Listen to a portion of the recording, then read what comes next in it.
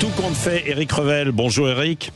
Bonjour Patrick, bonjour à tous. L'agence de notation Standard & Poor's n'a donc pas dégradé la signature financière française, comme on le redoutait, c'est un soulagement. Mais cela dit, ça c'est à court terme, mais à plus long terme, il y a beaucoup de déconvenues économiques qui s'accumulent dans notre pays, Éric. Comment expliquer cette situation de la France ?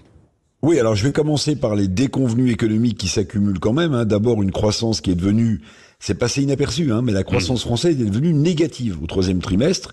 Je vous rappelle que si la croissance recule à nouveau fin décembre, c'est-à-dire pour le dernier trimestre de l'année 2023, si c'est bis repetita, ça voudra dire tout simplement, Patrick, que l'économie française entre en récession. Absolument. J'ajoute un nouveau déficit budgétaire, record. On a eu le chiffre vendredi soir. 178 milliards d'euros de déficit de l'État. Bon, vous le voyez, les nouvelles sont pas franchement bonnes, plutôt mauvaises. Et pourtant, oui, vous l'avez dit, Standard & Poor's a maintenu sa note financière inchangée pour la France. Alors on peut s'en réjouir.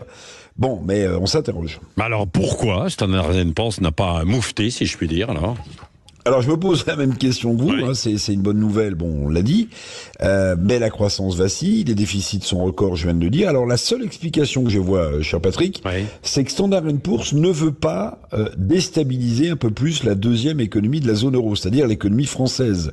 Je rappelle quand même que la première économie de la zone est en récession, c'est l'Allemagne. Alors, si vous déstabilisez une deuxième économie avec une note négative et des emprunts plus chers, vous risquez quoi ? Vous risquez de provoquer une crise de change, c'est-à-dire une baisse de l'euro, voire une déstabilisation de l'euro. Alors je me dis que l'agence de notation américaine n'a pas voulu prendre ce risque.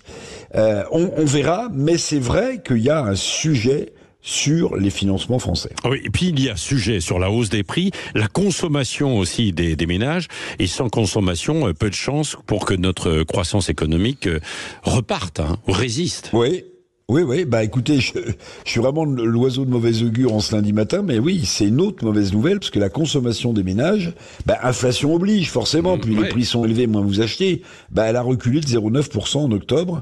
Alors la consommation des produits alimentaires, elle plonge, vraiment, c'est normal, les prix sont tellement élevés, elle a plongé de 1,5%, la consommation énergétique aussi recule.